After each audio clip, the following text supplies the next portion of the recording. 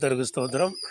ஆண்டவராகிய இயேசு கிறிஸ்து நாமத்தினாலே உங்கள் யாவருக்கும் காலை நேர வாழ்த்துக்கள். ஆமென்.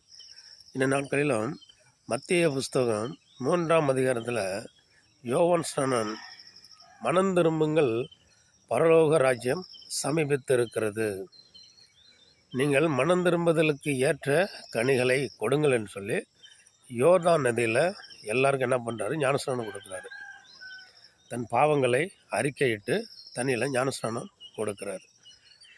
மனம் திரும்புதலுக்கு ஏற்ற கனிகளை கொடுங்கள், மனம் திரும்புங்கள், பரலோக ராஜ்யம் சமீபத்திருக்கிறது என்று அவங்க சொல்கிறாங்க. மனம் திரும்புவது, நம்ம குழந்தை பருவத்திலேருந்து பிறக்கிறோம், வளர்கிறோம், வாழ்கிறோம்.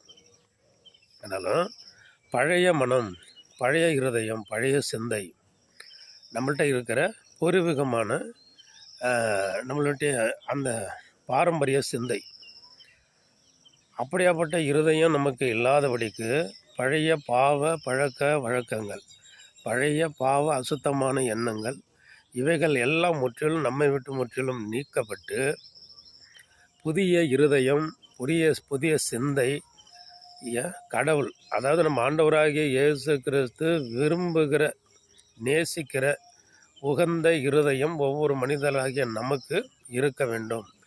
அந்த நல்ல இருதயத்தை, பாவ இருதயம் என்ன பண்ணணும்? பழைய வாழ்க்கை நம்மளை விட்டு நீங்கிட வேண்டும். புதிய வாழ்க்கை, இறைவனை நேசிக்கிற இறைவனை, இயேசுவை தொழுது கொள்கிற ஒரு இருதயம் நமக்கு உண்டாக்கப்பட வேண்டும்.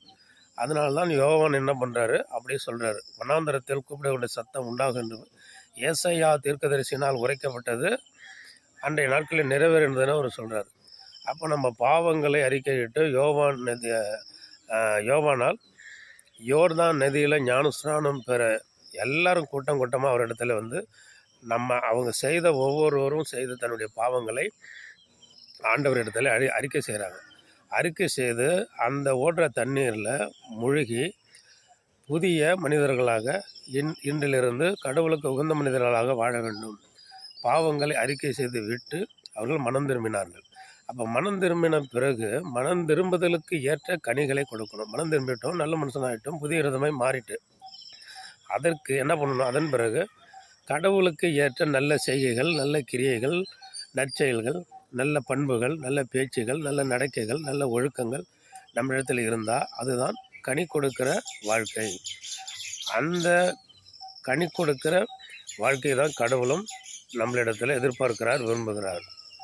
அப்போ யோவானால் ஞானஸ்நானம் பெற்றவர்களை போல நாம் என்ற நாட்களில் பழைய இருதயம், பழைய சிந்தை நம்மளிடத்திலிருந்து நீங்கி போகவும், புதிய இருதயமாகிய சிந்தை நமக்கு உண்டாக்கப்படவும், மனம் திரும்புதலுக்கு ஏற்ற கனிகளை நாமும் கொடுக்கிறவர்களாக இந்த நாளில் இருப்போம். ஆமென். அல்லேலூயா. ஸ்தோத்திரம்.